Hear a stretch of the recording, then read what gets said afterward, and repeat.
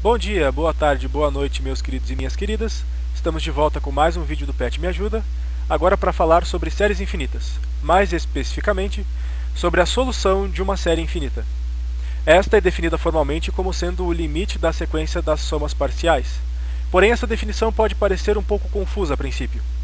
Nosso objetivo é mostrar com alguns exemplos o que acontece quando nós tentamos resolver séries sem utilizar essa definição e por que essa definição é, na verdade, intuitiva. Comecemos por um exemplo. Considere a série S igual a 1 menos 1 mais 1 menos 1 mais e assim indefinidamente. Será que nós podemos calculá-la sem utilizar limites, apenas com técnicas que nós já conhecemos de expressões numéricas? Bom, para fazer isso nós vamos precisar associar esses termos de alguma forma que torne possível essa conta. Vamos ver uma forma de fazer isso. Um modo natural de fazer essa associação é calcular primeiro quanto que dá 1 menos 1 todas as vezes em que eles aparecem na nossa série. A gente pode escrever a série da seguinte forma, nesse caso. 1 menos 1 mais 1 menos 1 mais 1 menos 1 mais 1 menos 1 com as parcelas 1 menos 1 escritas entre parênteses para identificar que isso é o que nós estamos somando primeiro. Naturalmente, todas as parcelas 1 menos 1 dão igual a 0. Assim sendo, a nossa série fica escrita como 0 mais 0 mais 0 mais 0 e assim indefinidamente. Não é estranho esperar que 0 mais 0 mais 0 indefinidamente dê igual a 0. Assim sendo, o resultado da nossa série é 0. Bom, aí você já pode estar considerando, tá, então não é necessário usar limites. Porém, existe um problema por trás disso que nós estamos fazendo. Isso porque é possível utilizar um argumento muito similar para encontrar outro resultado para essa nossa série. Vamos lá. Este argumento é o seguinte. Em vez de associar um número 1 positivo com o menos 1 que o sucede, vamos associar um menos 1 com o mais 1 que o sucede, deixando o primeiro 1 positivo sozinho. Ou seja, nós estamos reescrevendo a nossa série como sendo 1 mais, abre parênteses, menos 1 mais 1, mais, abre parênteses, menos 1 mais 1, e assim indefinidamente, calculando primeiro as somas que estão entre parênteses. Associando os termos da nossa série dessa forma, ela fica igual a 1 mais infinitos zeros. Como nós consideramos anteriormente que a soma infinita de zeros é igual a 0, essa nossa série ficará igual a 1 mais 0, que é igual a 1. Um tanto estranho, não?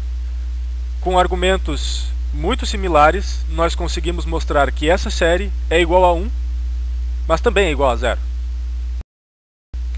É interessante notar, porém, que esses dois não são os únicos resultados que nós podemos associar a essa nossa série usando argumentos válidos para expressões numéricas. Vamos ver aqui um outro modo, não tão intuitivo, de associar com um argumento aparentemente válido um valor distinto a essa nossa série. Este argumento se resume a reescrever a nossa série como 1 menos, abre parênteses, os demais termos da série com o sinal corrigido. Dessa forma, a nossa série fica escrita 1 menos, abre parênteses, 1 menos 1, mais 1 menos 1, mais 1 menos 1, mais 1 menos 1, e assim indefinidamente. Deixamos como exercício verem que essas duas expressões são de fato iguais. Mas 1 menos 1, mais 1 menos 1, mais 1 menos 1, assim indefinidamente, é a série com a qual começamos, ou seja, S fica igual a 1 menos o próprio S. Passando letras para um lado, números para o outro, nós teremos que 2S é igual a 1. E passando o 2 dividindo para o outro lado, temos que S é igual a 1 meio. Mas S é a nossa série inicial, 1 menos 1, mais 1 menos 1, mais 1 menos 1, assim indefinidamente. E aqui nós temos um resultado ainda mais estranho, porque somando e subtraindo 1 dele mesmo indefinidamente, nos dará como resultado uma fração, o que não faz muito sentido. Temos, no entanto, um problema ainda mais grave. Porque se a nossa série original é igual a 1, mas também é igual a 0, e também é igual a 1 meio, a conclusão lógica é que 1, 0 e 1 meio devem ser o mesmo número. E isso nós sabemos que não é verdade. Temos então um problema de definição da solução da nossa série. Como nós podemos então encontrar um método que não gera esse tipo de problema?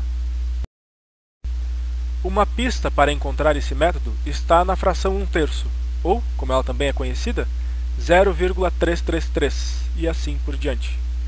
Isto porque a sua expressão decimal pode ser entendida como uma série.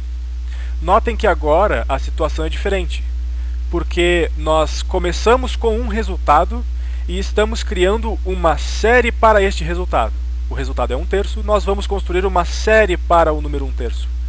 Nesse caso, nós já sabemos previamente qual é o resultado da série.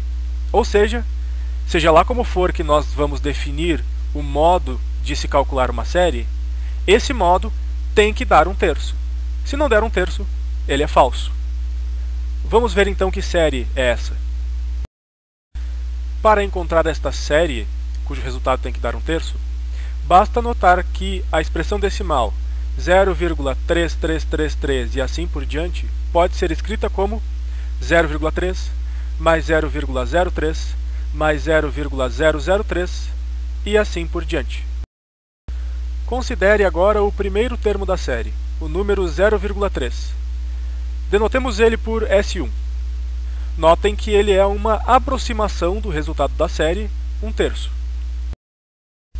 Considere agora a soma dos dois primeiros termos da série, 0,3 mais 0,03. Denotaremos esse por S2. Notem que este também é uma aproximação do resultado da série, o 1/3, só que é uma aproximação melhor do que o resultado anterior, o S1. Considere agora a soma dos três primeiros termos da série, 0,3 mais 0,03 mais 0,003. Denotemos este número por S3. Notem que este também é uma aproximação de 1/3, só que é uma aproximação melhor do que S2 e S1. Considere agora a soma dos n primeiros termos da série. Esta soma, denotada por Sn, será igual a 0,33333 com n dígitos 3 depois da vírgula. Note que quanto maior for o valor n considerado, melhor a aproximação será o Sn do valor verdadeiro da série, o 1/3. Note então que conforme n tende a infinito, o Sn tende ao valor verdadeiro da série, 0,3333 e assim indefinidamente. Esses S1, S2, S3 e Sn são chamados de somas parciais, justamente porque eles são somas apenas de uma parte dos termos da série. E eles formam uma sequência, chamada de sequência de somas parciais. Note que esta sequência tende ao valor verdadeiro da série. Desta forma, o limite quando n tende a infinito de Sn é igual a 1/3, ou seja, o resultado dessa nossa série coincide com o limite da sequência de somas parciais. Voltamos agora ao nosso exemplo original, a série 1 menos 1 mais 1 menos 1 e assim indefinidamente. Vamos tentar encontrar um resultado para essa série usando agora a nossa definição com somas parciais. Naturalmente, o nosso S1, a primeira soma parcial, é apenas o primeiro termo sozinho. Logo, S1 é igual a 1. A nossa segunda soma parcial, o S2, será igual à soma dos dois primeiros termos. Logo, será 1 menos 1, ou seja, 0. A nossa terceira soma parcial será igual a 1 menos 1 mais 1, logo será igual a 1.